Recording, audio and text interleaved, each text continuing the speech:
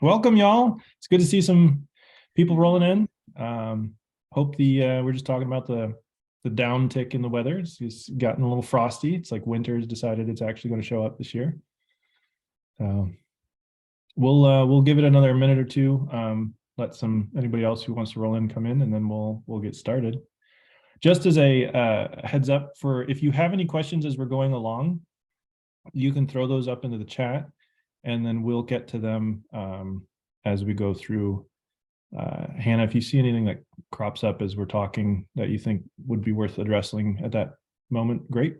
Otherwise, we'll save them for the end. But I'm Jed Osoitch, by the way. I'm a senior editor with Fathom. I had the privilege of actually teaching 3 of the founding members of Fathom in writing for publication way back in the long far gone years.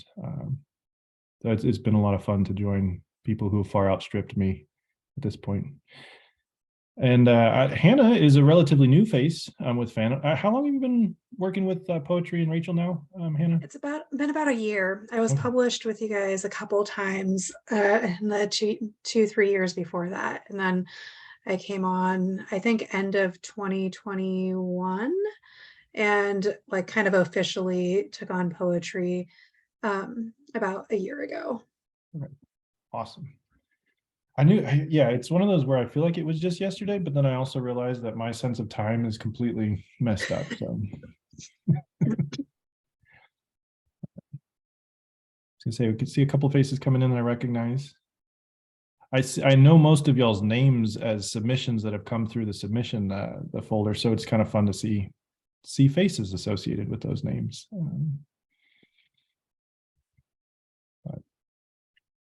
We'll give it 2 more minutes, and then we'll jump in.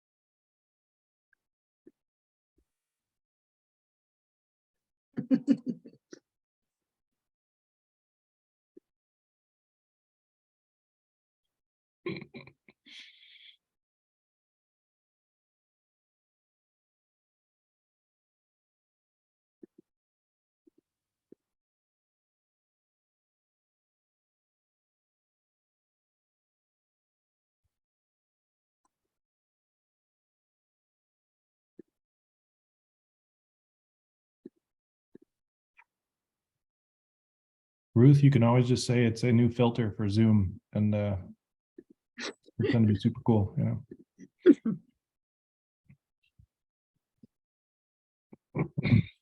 All right, we'll give it 1 more minute, and then we'll do the discussing.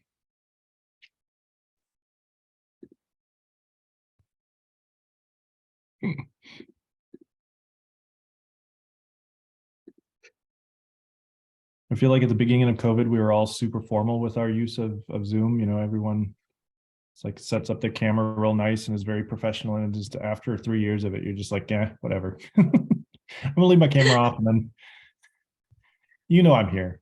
And if you don't know I'm here, what do you do? Yeah.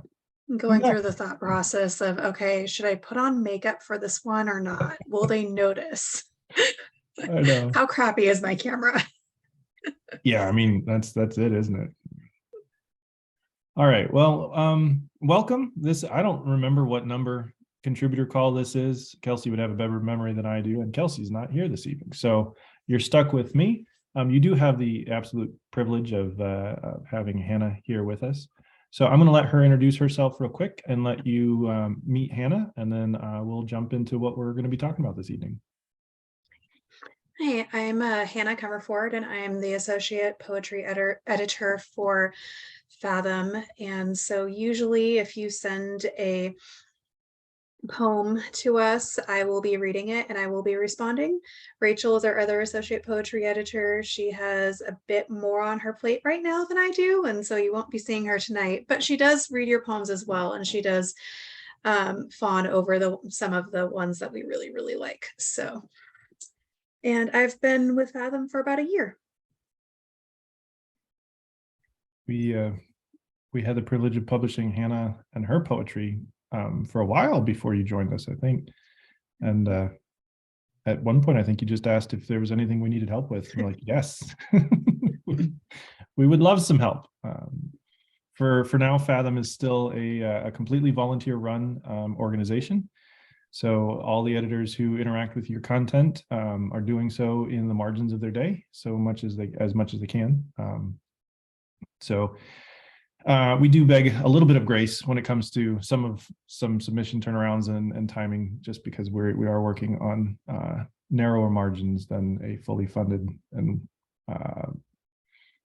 paid staff might. But that being said, I'm Jed Osoitch. I am senior editor here at Fathom. I've been with Fathom for, oh goodness, a couple of years. I can't remember exactly when. Kelsey and John Minima were students of mine in a creative writing or writing for publication class, I think at Dallas Seminary years ago.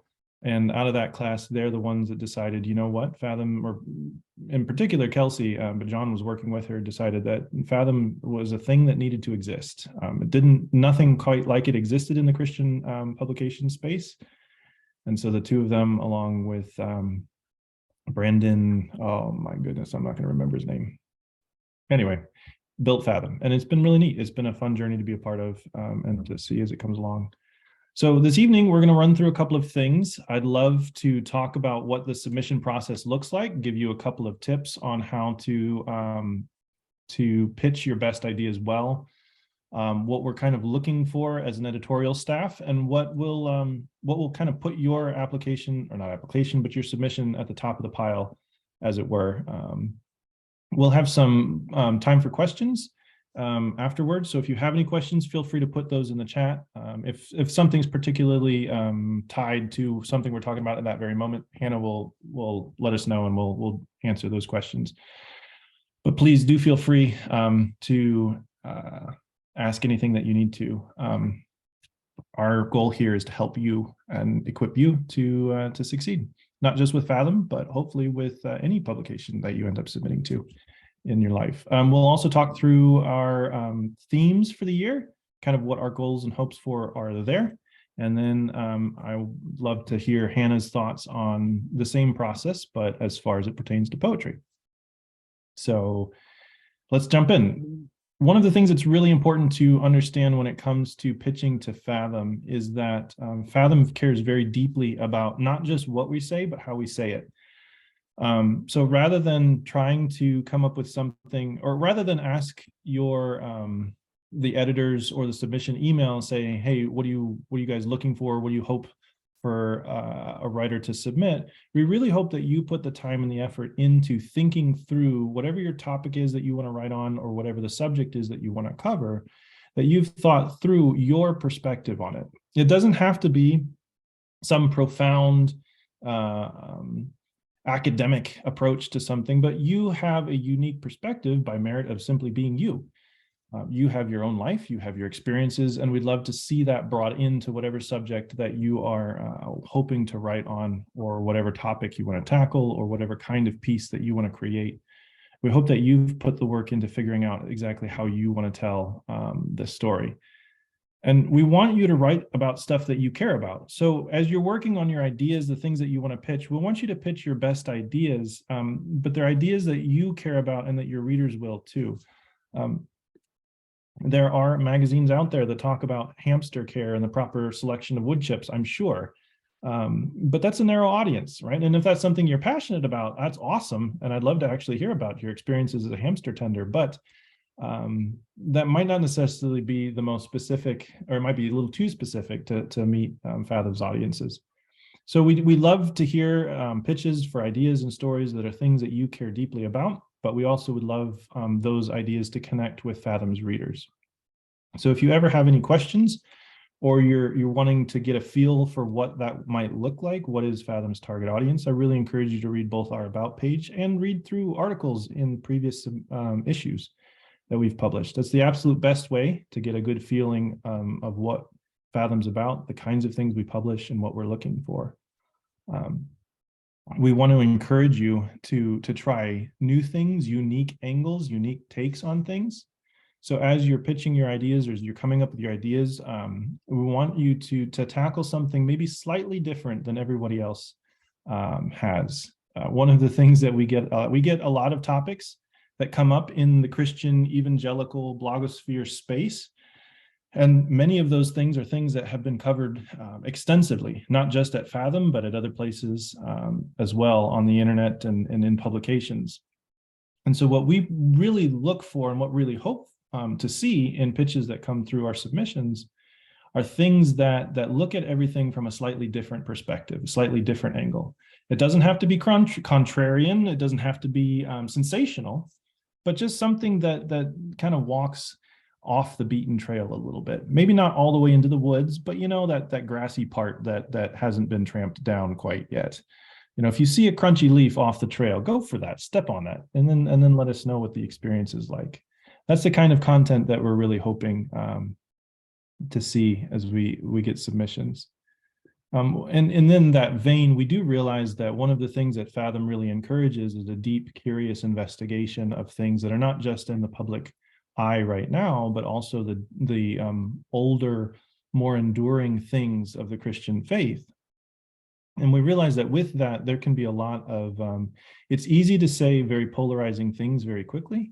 And so we hope that pieces that are sent to us involve a good helping of nuance, that you demonstrate that you understand that there are multiple perspectives on almost every subject, and that not all those perspectives are necessarily diametrically opposed. Sometimes there's bits and pieces of all of them that are valuable.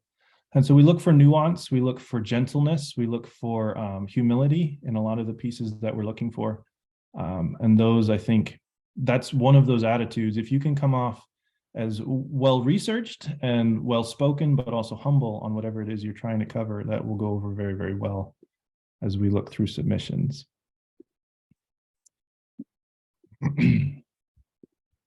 One of the things that is also incredibly valuable in the things that Fathom is looking for is not just a well-researched, a well-understood submission, but also one that's written well.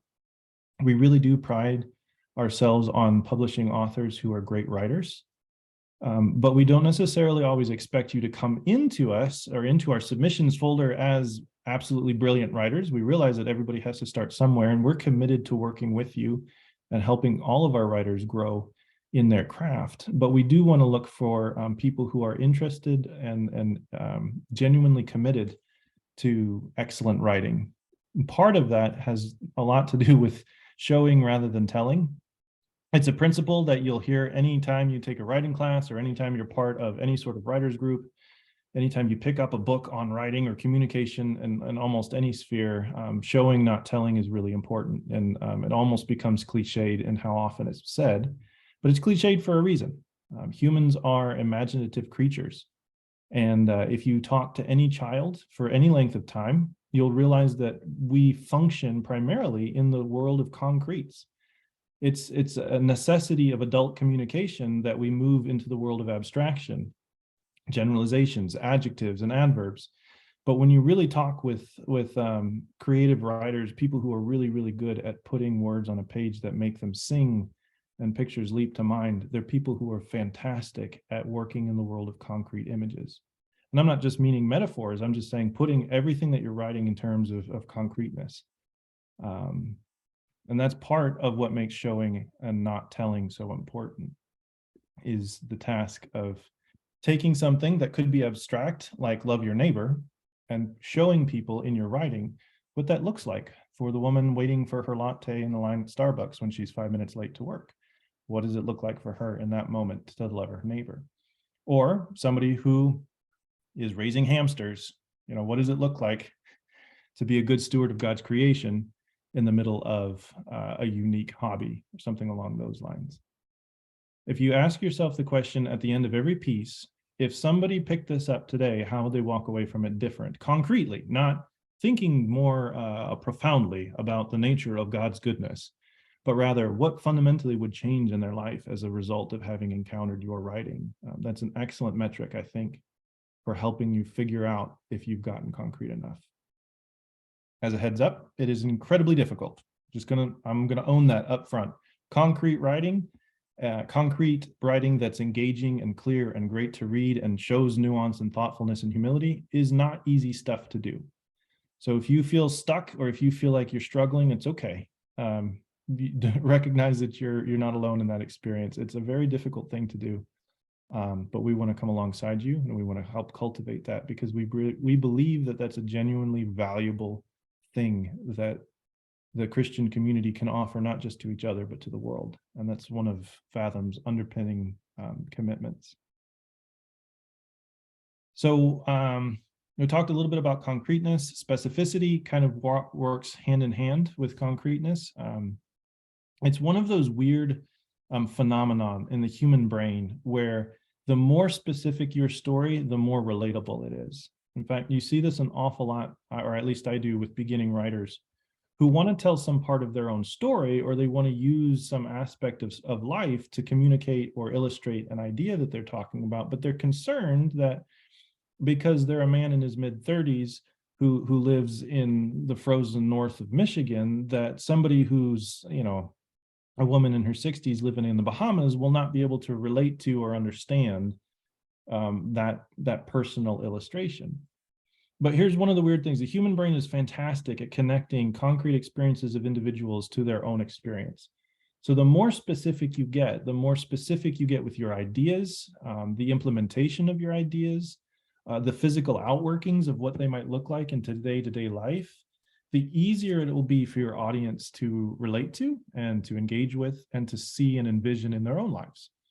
The more general, the more abstract you go, the harder it is for people to apply it to their own particular circumstances, the harder it is for them to connect to it, which is one of the reasons why Fathom is very committed to using personal storytelling as a primary narrative mode.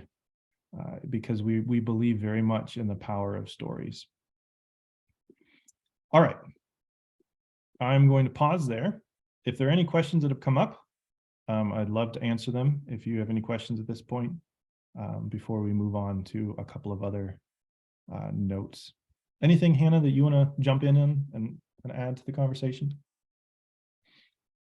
I think I'll just add to it when it gets to the poetry time because it'll kind of rehash some of what you said.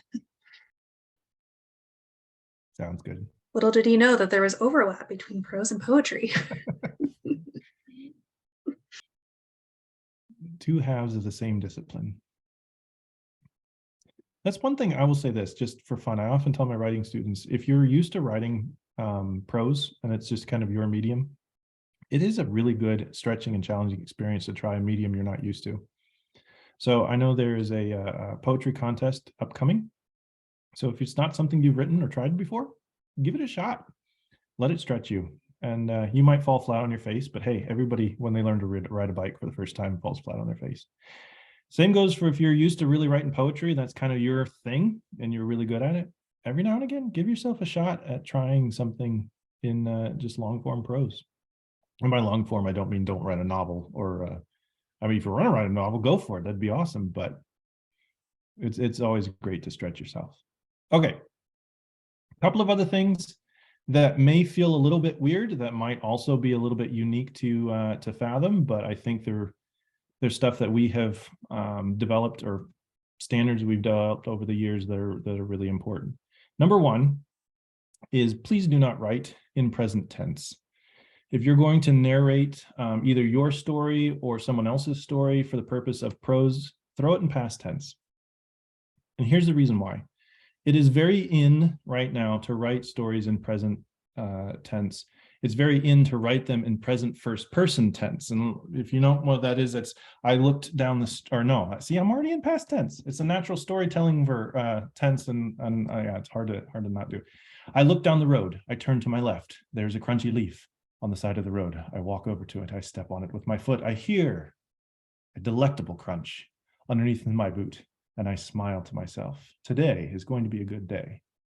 That's the kind of narration that is really in right now. A lot of novels are being written that way. A lot of blog posts are written that way. A lot of articles are written that way. But what we have found is that often it becomes a mask for weaker writing. And the reason that I say that is because present tense narration tends to be gripping. It's how we tell stories, when we're calling somebody to tell them you'll never guess what just happened. I walked into the thing and I'm standing there looking at the guy and he says this, right? We fall into that to create a sense of immediacy and it does, it has that effect. It kind of drops you immediately into the story. Everything is fresh and moving around you. But we have found that it's incredibly difficult to do well. And because it is so overdone in the publishing space right now, and it's so common, that we want to kind of encourage a pushing back against the trends and the norms as far as that's concerned. And the other thing is when you're writing in past tense, when you're telling stories in past tense, it forces you to think a little bit more critically about how you're telling that story. The burden rests on your shoulders as a storyteller to tell it in a really good, engaging, gripping way and invite your reader into that experience. It's also way easier to involve concrete specifics when you're narrating in past tense. It's a lot harder to do it well when you're in present tense, because you're locked into a single frame of reference at all points in time as you go through the story. So very much encourage that. It's one of those things where if you've written for us before and you've proven that you can handle that storytelling mode time and time again, then we'll talk. But just assume, generally speaking, that if you've got narration of any kind in your piece, to throw it in past tense. Part of it is too, it's not a natural storytelling for like a written story. It's not a natural tense. And so our poor proofreaders end up spending so much time fixing verbs that keep falling back into past tense, because that's the more natural way to tell a story when you're writing it. So it ends up creating a lot of grammatical and proofreading issues too. Okay, are there any questions on that? I know that one can ruffle some feathers, and I've had some fun conversations with writers before. That's one of the unique things at Fathom that we're really committed to is good storytelling. And the thing stays true also for short stories, because we publish short stories. I don't know if you knew that. One of the beautiful things about Fathom is you can publish almost any kind of writing with us. Poetry, we've done songs, we've done recordings of songs, and we also do short stories in addition to our nonfiction prose. Short stories are a great opportunity to test your storytelling capacities, your feeling, your handle of telling a compelling story in a shorter space without the burden of building an entire novel. So I really encourage you, if novel writing is something you want to get into, mess around with short stories. I'll give you two hopefully helpful pointers on tackling short stories before we move on. Number one, short stories for Fathom should be a minimum of 3,000 words. We aim for between 3,000 and 6,000 words. We find it's often very difficult to tell an actual compelling short story in anything less than 3,000. So if you find yourself stuck, you're at 1,500 words and you're pretty much done with the story, that's usually a signal that you need to think through the story that you're trying to tell and the world that you're building in the space a little bit more thoroughly. We find that 3,000 is usually the minimum that you need to hit to have effectively developed a short story. What we mean by short story, other people may have other definitions of what we're looking for, but a short story is generally the intersection of two characters. So if you imagine it like the lines of an X, they're coming together and they meet at a point in the short story, sometimes the first third, or at least by the middle point of the story, and then they leave after that encounter. They move away from each other, having been changed by that encounter. So it's not your typical novel plot structure with rising action and building conflict, and then resolution to the conflict and falling action and the whole 9 yards. You're not working with the same real estate. It's a different kind of storytelling genre. What you're really looking at is you're looking at the experience of 1 to 2 individuals who, as a result of coming in contact either with each other or with some event, walk away changed in one way or another. It doesn't have to have a happy ending. It doesn't have to have a clear moral. We're not writing parables here. But what you're showing, it's a wonderful tool for showing what the human experience looks like, encountering either another person or some event And it doesn't have to be complex. It doesn't have to be super in-depth. It can be if you want to, but it shouldn't be intimidating. Short stories are a fun place to practice and play around with the storytelling. All right. A couple of other things to keep in mind. When you send us a pitch, if you are not sending us a full manuscript, even if you are sending us a full manuscript, we still want to know what your thesis is, what it is you're trying to accomplish, what you're trying to say. We want to see that up front in your submission email. Very much want to know exactly what it is you're trying to accomplish. And that's for two reasons. Number one, it helps us know what it is that we're about to read or what we're agreeing to work with you on. But it also tells us that you've thought through the thing that you want to write or the thing that you have written. Every now and again, we'll get emails where someone's like, hey, I really care deeply about ocean conservation in the Pacific Northwest, and there's something I'd really like to dig into that. Is that something Fathom would be interested in? It's like, well, maybe, but I want to know what it is you want to say about ocean conservation or conservation in the Pacific Northwest. So when you come up with a thesis statement, you need to have two things you're thinking about, not just what it is you're talking about, but you also need to know what you want to say about the thing you're talking about. So if you want to talk about singleness in the church, that's great, but you need to know what it is you want to say about singleness in the church. And if you can't communicate that in 1 to 2 sentences, that's fine. There's nothing wrong with that. It just means there's some more thinking work you got to do in order to get at the thing that you genuinely want to say. Thesis is really important. You want to state it early in your pitch, let us know what it is, and that helps both you and us work together. Because if we know what your thesis is, we can go into what you've written when you submit your piece, and we can tell you whether or not you've accomplished what you set out to do.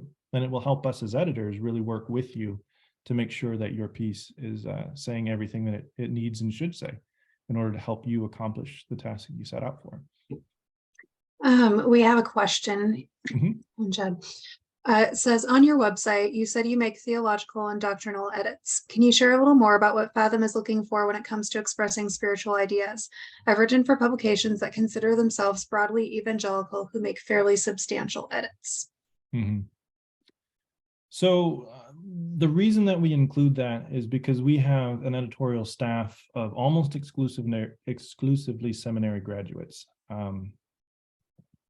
So we are, we're not graduates that got our degree, walked out the door and said, I'm never going to use this again, and walked away from it. So all of us stay up on what's current, not only in the evangelical conversations that are happening as far as theology is concerned, but many of us stay up on conversations happening at the academic level as well, not just in the evangelical spaces, but also in the broader theological and exegetical work that's being done in Christianity.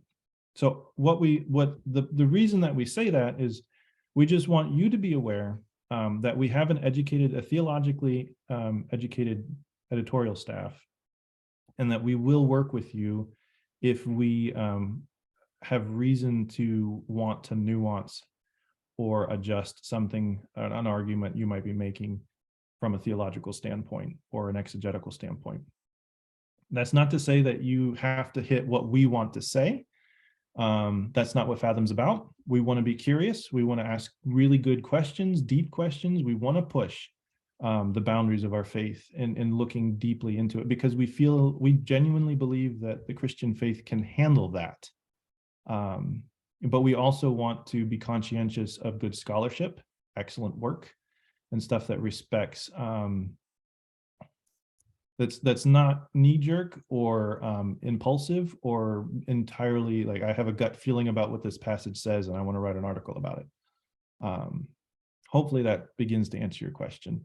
Our goal isn't necessarily to railroad what you're writing and make it say what we want it to say. That's not what we set out to do. But we do want to make sure that it respects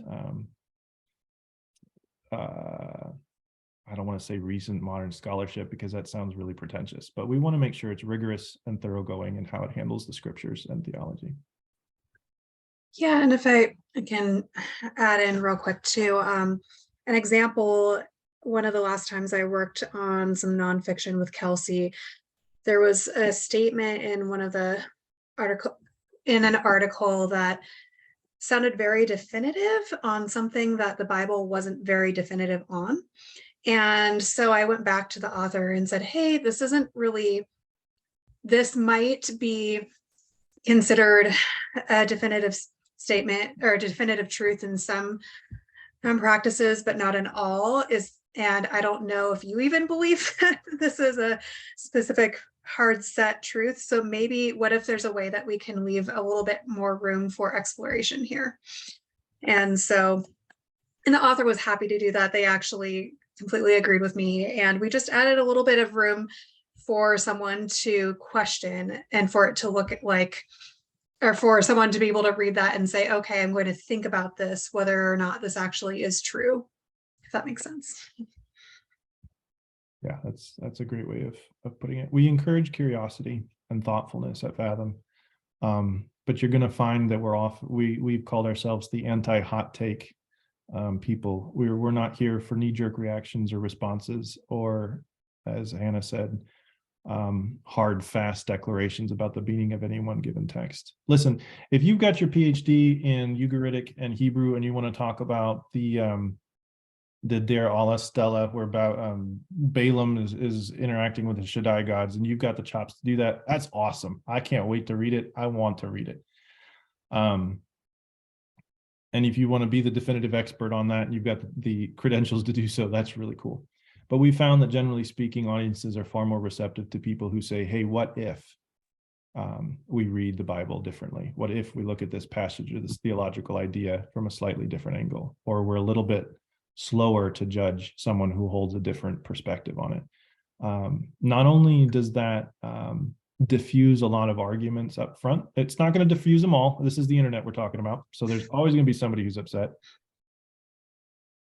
But it disarms a lot of argument, and it also invites people into a conversation. And a lot of our writers who've written some more challenging pieces for Fathom end up getting involved in some really good discussions in other spaces because they've asked some good questions, and other people have those same questions and really want to dialogue about it. So,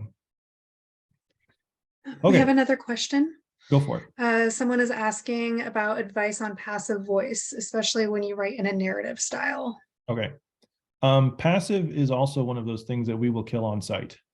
You 100% have to earn passive voice in any place it shows up. It's one of those things where it's like, yeah, it can be used really well, but it has to be the only and absolute best way to say something for us to say, yeah, this is the best way to say it. Usually passive voice is it's kind of like what I said about present tense. It masks saying harder things because it pulls the action away from the subject of the verb. So it's one of those deals where if put it this way, I don't know if you all know Abby Perry, but she wrote for Fathom for a while, doing amplifying survivor voices coming out of the SBC. And one of the things that we found and we were working on those pieces, she and I, that anytime she got nervous about essentially pointing fingers, she switched into the passive voice because it didn't require that she point fingers at anybody. And now there were some situations where that was absolutely necessary because of the legal details involved in the cases that she was working with. But in other times, it's why, we need to be brave. We need to be people who will say, hey, this is wrong, and we're going to point it out for what it is, or this needs to be praised, which is a passive construction. But we should praise fill in the blank good thing, and we need to say it that way. We need to be people who believe strongly in what we're saying. So, and I mean, those are some of the more philosophical reasons why we don't like passive voice. Passive voice is also very difficult for readers to follow. It's not easy to imagine. It's a lot easier to imagine active voice. And so just from a craft standpoint, we tend to kill most passive voice on site. So thanks for asking. That's a great question. All right. I want to run through just a quick description of what it looks like to send a pitch email. If you need any sort of further directives, I will link something in the chat here in a little bit. It's a little column I wrote for writers. I think it's actually linked in the about or the reader's guidelines or the submissions page on Fathom's website, so you can find it there too. General gist is when you write a pitch for Fathom or for any publication for that matter, lead with your absolute best writing.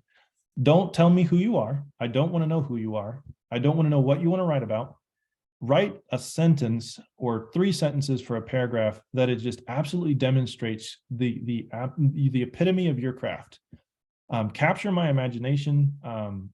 Make me want to keep reading. Do that in your very first paragraph. Usually you can pull that if you've already written the piece and you've written a very good lead for that piece, you can pull that right out of the piece and throw that in as your lead paragraph for your pitch. But we want to basically see and encounter your writing. That's the first thing that we want that to make the first impression. So it's something to be very conscious of. That's what we're looking for. So when we read a pitch email, we are, it sounds really harsh to say this, but we're going to be judging you from the very first sentence. And I don't mean that condescendingly. I mean, that's our analysis of how you're presenting yourself. So use your absolute best writing. After you get your lead paragraph done, then in your second paragraph, you can tell us what it is that you want to write about. So it's a great place for your thesis. I want to talk about tending hamsters and the impact of the forestry industry on hamsters' wood chip shavings that you put in the bottom of their cages. And I want to talk about how it's detrimental to the environment in North Peru, right? Whatever it is that you want to say, your thesis. And then give us 3 points or however many points is necessary to outline kind of how you're going to accomplish that thesis. Doesn't have to be super robust, doesn't have to be a detailed outline. I just want to know that you've thought through how the piece is going to make the case for your thesis. If it's something that's more narrative driven, so you're like, I'm telling the story of, a certain experience in my life, then you can kind of give us the high level points about how you're going to move through that story to help connect it with your audience. But your second paragraph is basically proving that you have something to say, you know what it is you want to say, and you know how you're going to say it. That's what you want to do in your second paragraph. After you've done that, then you can introduce yourself. Then say, hey, I'm Jed Osoitch. I have 4 children working on 5, and that's why I feel like I'm qualified to write a piece about how having kids can make it so that you never have a clean house for the rest of your life, right? That's a good place. It's in your third paragraph that you want to kind of give your credentials. It doesn't have to be academic. Doesn't have to be, here's all the things that I've written ever. We just want to know what qualifies you to write on the subject that you're pitching. And again, I don't mean by qualifications. You don't have to have a PhD in it. If you want to write on the experience of fatherhood with a special needs child, your qualification is that you're a father of a special needs child. Like that's enough. You don't have to have written a book on it. Also in that place, or when you're introducing yourself kind of and telling us why you're qualified to write the piece, we don't need a cut sheet of everything you've ever published. We'll get that every now and again. Somebody's like, I've been published in this, and this. That's awesome, but I'm not going to go read all of those. I just want to know why you want to write on the subject you want to write on. If it's particularly helpful, so it's like you've built kind of an expertise in the Christian writing world or even in the secular writing world on whatever topic that you want to write on, and it helps to validate the fact that, listen, I've written on this subject 6 other places, and I'd like to continue developing the idea or the conversation, and then it's helpful. But just think about that third paragraph as you telling us why you can write, or you should be able to write, and you can speak into the subject that you want to talk about. Those 3 paragraphs should be enough. Don't need much more than that. You want to lead with your absolute best writing, and then give us a second paragraph about what you want to say and how you want to say it, and then tell us why you're qualified to say those things, and then you're done. You're good to go. If you have a manuscript written already, just attach that to the body of not to the body of the email, attach it to the email and send it on. If it's a manuscript that you have not finished and you're just pitching the idea, fantastic. We'll get back to you with whether or not we want to run with you on that pitch. There are advantages to both. If you send us a full-length manuscript, we can read it right away and get back to you with feedback on it if it's something that we want to take. If it's just a pitch and you have not written something, that also gives us the chance to work with you and maybe refine some of what you want to accomplish with your piece. So don't feel embarrassed or afraid to send one or the other or both. All right. Any questions on pitches, query letters, how to put all that together? All right. It feels intimidating the first time you send a query letter or a pitch letter to anyone. It's terrifying. And there's no way to talk about that in any other way. But that's okay. We're all here for you, and we understand that everybody at Fathom who's getting these submission emails, we've been in the same seat y'all are in. We know what it's like to wait on hearing from an editor, and we want to treat you kindly with the same respect that we would want to receive ourselves. So don't be too scared. It's okay to be a little bit scared. You don't have to be too scared. Okay, one last thing I want to talk about, and then I want to cover our themes for the year. Fathom has a we do have another question. Okay, go for it. What's your typical turnaround time in responding to pitches?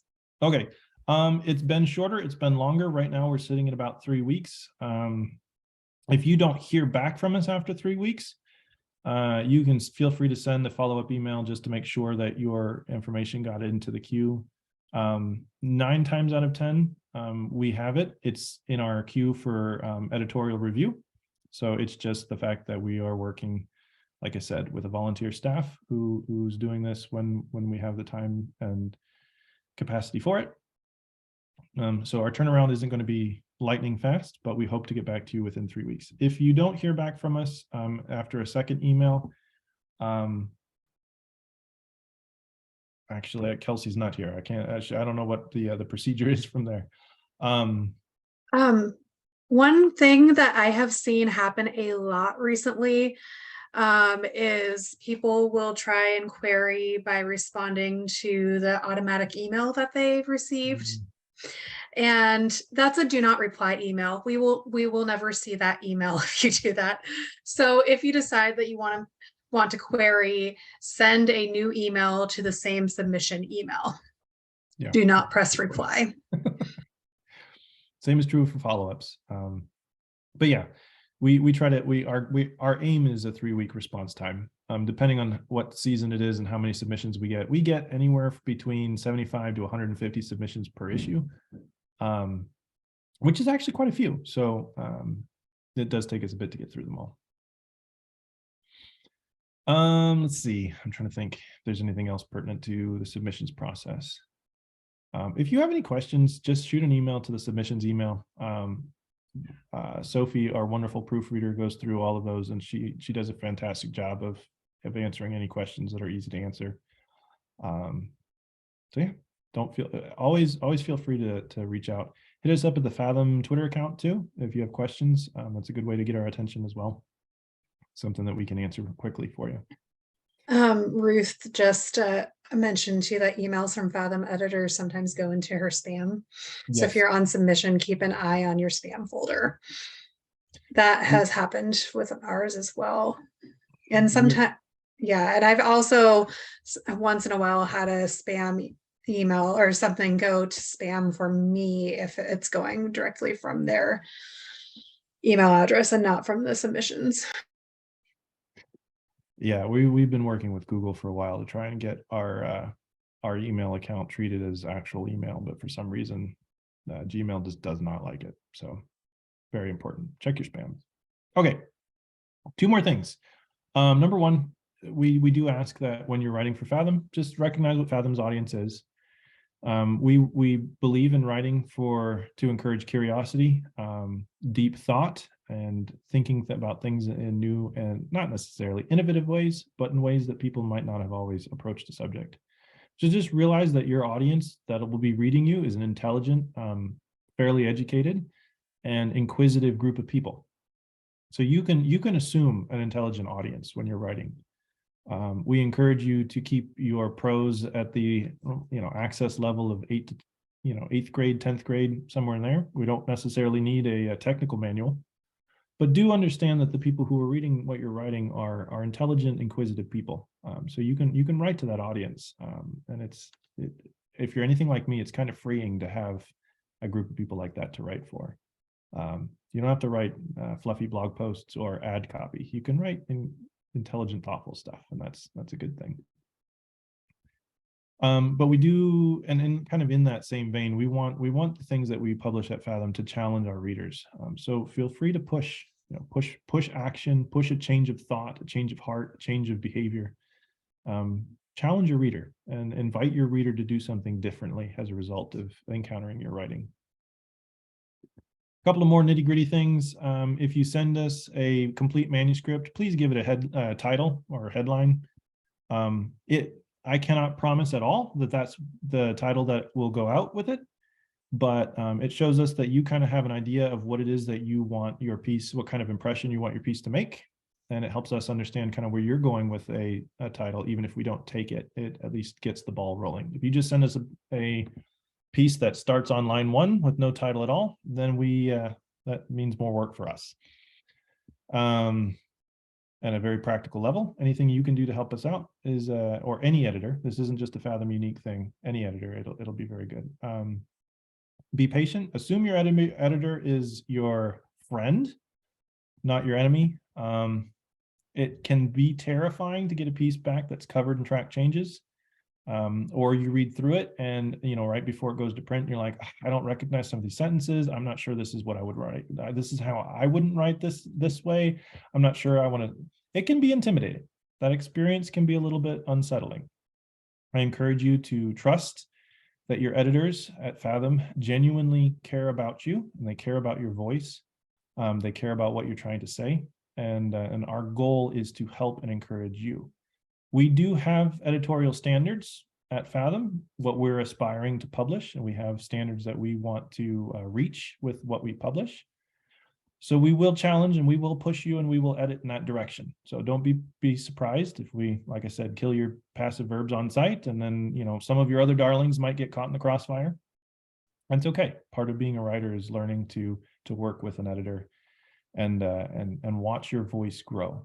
One of the things that I get all the time is a concern about whether or not a final piece truly captures the author's original voice. And there are times where that might not be the case. And there are times where that is okay, because it's in the collaborative process between an editor and a writer that your voice as a writer continues to grow. We are all learning, we're all growing. And unless you're Stephen King, it's kind of part of the process of allowing your voice to continue to mature as you work with an editor. Okay, any questions at this point before we jump into themes for the year?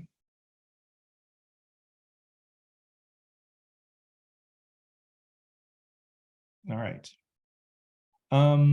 So the themes for the year, we've published them on Twitter. I don't remember if Kelsey's made them available on our website. She has. Okay, awesome. They are based on the fruits of the Spirit this year. Now, we did that because one of the things that Kelsey and I realized as we were talking through themes for the year is a lot of the vocabulary that we are using to talk about the ideas that we really felt passionate about exploring kind of all fit the general category of the fruits of the Spirit. So we thought, hey, that's great, let's roll with it. Here's what we don't want. We don't want straightforward pieces on why patience is an important thing to grow in your life, right? We don't want a story about how God taught you patience by giving you a flat tire in the pickup line at the elementary school, right? There's a lot of on-the-nose treatment of the fruits of the Spirit. We're not looking for on-the-nose treatments of the fruit of the Spirit. We want those to be a starting point for you to ask questions about what it looks like to be a Christian in this world. Or a starting point for you to ask the question of, is patience or is gentleness, as the Bible invites us into being gentle, is it what we have always assumed, or does it look differently? So as you think through the themes for the year, we want the less expected takes. We want the surprising twists on them. We want something that looks at them, like I said, through a slightly different angle. Because just for your benefit, realize that with general themes like the ones we're using this year, there's going to be a lot of submissions that are very straightforward, very on the nose. So ask yourself the question, how does this, or how does my take on this thematic idea stand out? How is mine different? How is what I'm doing stretch the imagination a little bit further, or ask a slightly deeper question? So like I said, the themes should all be available to you. The deadlines, submission deadlines for each of those themes is on the calendar that Kelsey published. So you should be able to see those. You are welcome to write ahead. So if you want to write something for July's theme tomorrow, awesome, go for it. I highly encourage you to wait until closer to the July to query it and send it to us.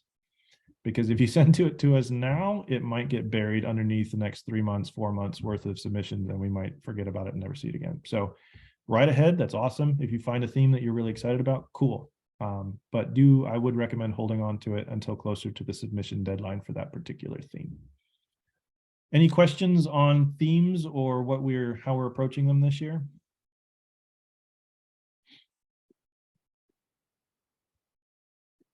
Cool. All right, Hannah, do you want to cover what poetry looks like? Sure. So some of the things that we're looking for in poetry does overlap with the prose. We want strong imagery. So if you go on in your poem for several lines without mentioning anything that we can see, it's probably going to be hard for us to accept that. We also are looking for a good rhythm. So if you're newer to poetry, you might want to go on poetry. Is it poets.org? I think it's poets.org. Now I'm blanking. Anyway, Poetry Magazine's website, and listen to some poems. There are many that have the option where you can actually listen to the author read them. Listen to them, listen to how they sound, get a sense for the rhythm, and then read yours aloud and see how that sounds when you're reading it. We tend to go for poems that are close to maybe half a page to a full page in length. I don't usually use word count because if you have very small stanzas, very short stanzas, that's going to be just as long in your head as, or if it's 3 pages long, as if you had long stanzas. It's not going to, the word count doesn't matter so much to us. So that doesn't mean that we won't accept a very short poem or a very long poem. It's just going to be harder for us to accept because readers will generally be gravitating towards something in the middle there. If you do want to do something really short, something that you might want to think about is pairing a few very short poems together. We've done that before. Our current poetry contest is actually 3 poems, and we did say, I think the standard is up to 6 pages total, and you could do 3 really short poems. If you are going to do the short poems, just make sure you have very strong imagery, have a very concrete idea in mind that you can get across in that small amount of time. And as Jed mentioned, having a good title, an engaging title, is really helpful. I've found that with poetry specifically, it can be kind of hard to get a good title, and I've had quite a few submissions that came in with no title whatsoever, and we had to work with them. And we might have to change your title anyway, but that's part of the editorial process. We like going according to the theme. So we like submissions that go according to the theme for that month. It doesn't necessarily need to tie in specifically with it. It could either be like tangentially related, or it could be something completely different that we just love. And so we're just going to publish it anyway. So, but I'd still think of topics that are appropriate for the magazine, as like Jed had been talking about, and make sure that the scope is correct for a poem. So what I mean by that is something that I had to learn or in my own writing life, because I've experience with all genre or all three genres, I'd say. I've had to learn that some stories or some things that I wanted to say were too big for a poem. It needed space for me to really dive into people or places or ideas. And so they needed to be turned into essays. Similarly, I've learned that some essays really aren't tackling a topic that's big enough for the space that they take. And maybe in order to really help the reader understand the gravity of what you're talking about, you might need to turn it into a poem. And sometimes we do that and we decide that it turned out great and we love this new version, but sometimes you might do that and then discover something about the topic that you hadn't even thought about, and you'll go back and move it back to the original genre. So just keep that in mind when you're submitting poetry. There have been a few times if I get a poem in that I really think would make a great essay but isn't quite there as a poem, every once in a while I will email back the submitter and mention, hey, if you think about this, if you think you might want to turn this into an essay, try submitting it again that way. And there have been a couple essays that we published that way that started out as poems that I encouraged them to turn into essays. But that doesn't always happen. You might just want to think through that when you get the response. As far as like actually submitting the poems, I'd say we don't technically have a maximum number of poems, but we usually liked them to stay around 5 poems or around 6 to 8 pages. That doesn't mean that you have to submit 5 poems. You could submit 1 poem or 2 poems or 3. If you do submit them all at once, we will probably only accept 1 at a time, but there are times when we've accepted multiple, when we've had a really hard time deciding. And once again, about a page length can be shorter, can be longer.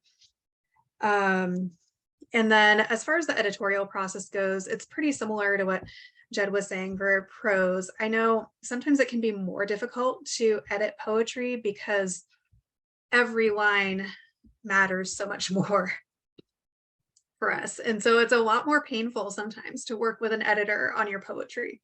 So we try to be nice. We try to be very conservative in our edits. If I think that it's going to take some extra editing, if I think that it needs some more TLC than usual, I will usually warn you in the email so that you're prepared.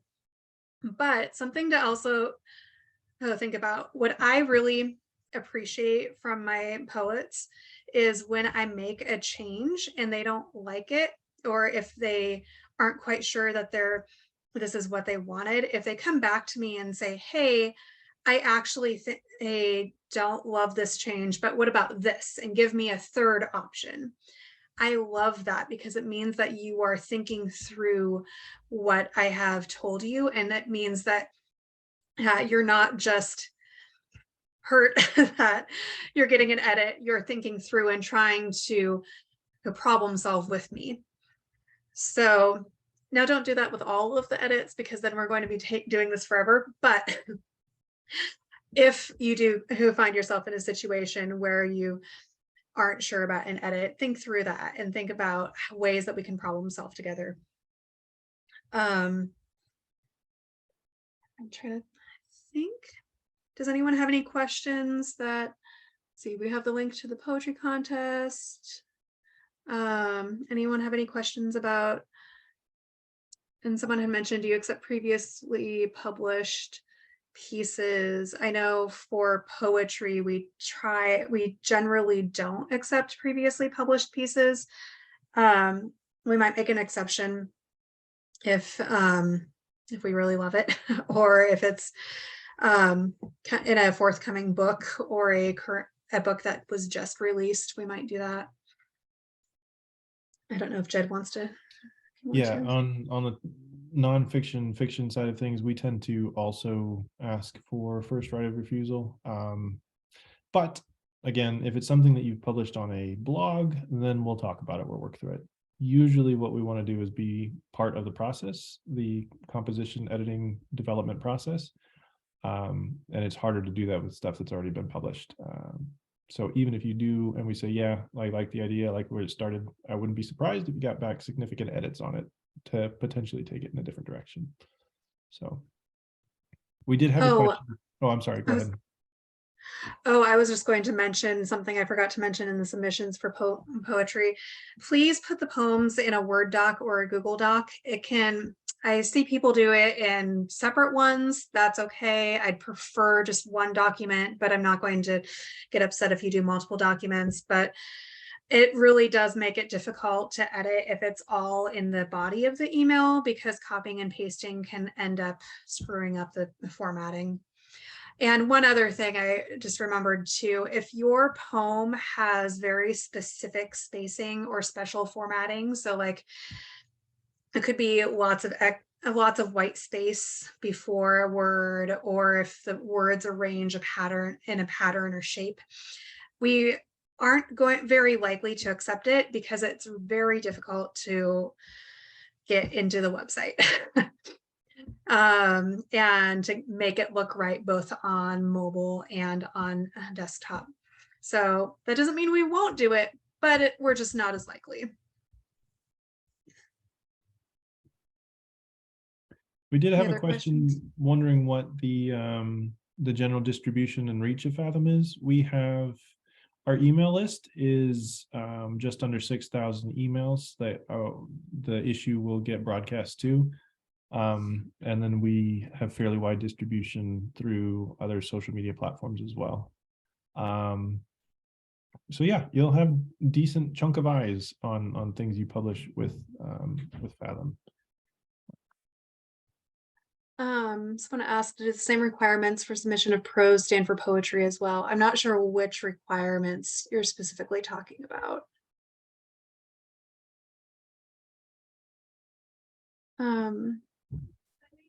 If you want to unmute yourself and explain and ask a more thesis outline. No.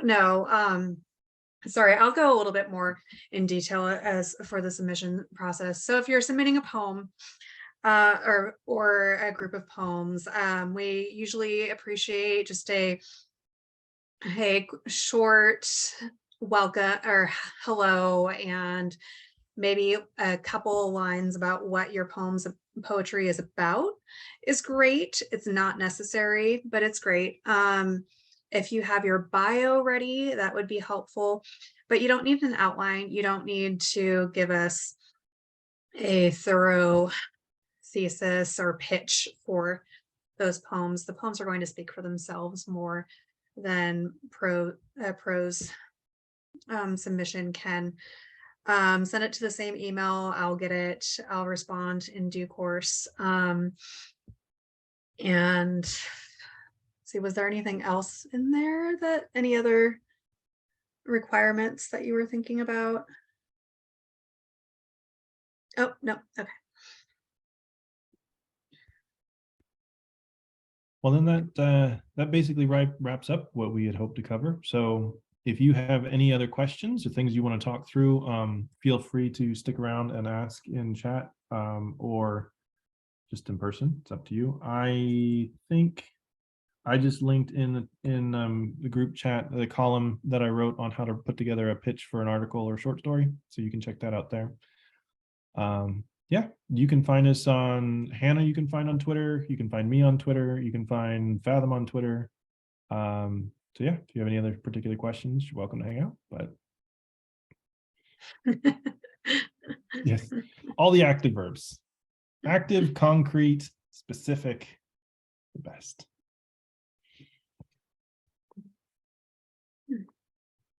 Hope to see you all in our submissions email. Yeah. Thanks for coming.